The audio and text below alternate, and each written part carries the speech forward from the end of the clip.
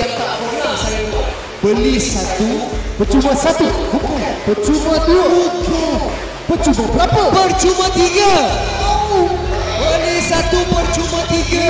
Kapet sutera saya hanya untuk hari ini.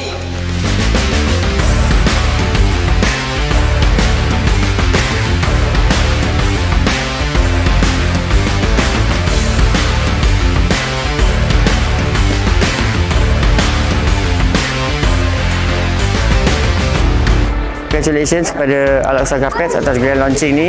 Ini bukan kali pertama saya datang sini. Saya dah pernah datang. Saya dah tahu koleksi-koleksi kat sini. Saya dah tahu kualiti yang dekat sini. Saya dah tahu harga dekat sini. Dan inilah masa paling sesuai sebab raya pun dah nak dekat.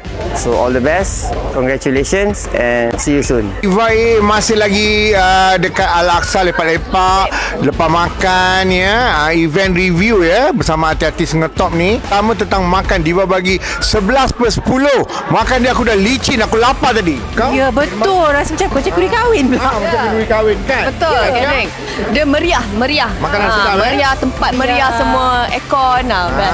Meriah. Dengar tu. Tasha Sheila kata meriah. Lutfia kata apa? Masya Allah, sangat sedap. Makanan dia best. Lepas tu kita masuk tempat ni memang betul-betul nampak macam dekat Morocco gitu kan.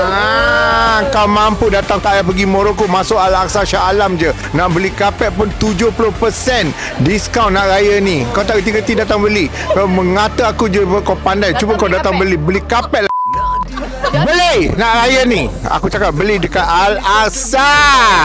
Kau sekolah tak? Sekarang ni saya berada dekat Al-Aqsa Carpet dan saya ingin mengambil kesempatan ini nak mengucapkan tahniah kepada adinda saya, Bos Dazrin. Hari ini kira great launching berkenaan tentang kapet dan juga furniture yang ada kat sebelah sana. Jadi nanti kan kejap lagi you all bolehlah pergi jalan-jalan tengok. Congrats sekali lagi Das, dan abang doakan semoga Allah SWT akan sentiasa memudahkan, merahmati Das dan juga perniagaan yang Das sedang jalankan.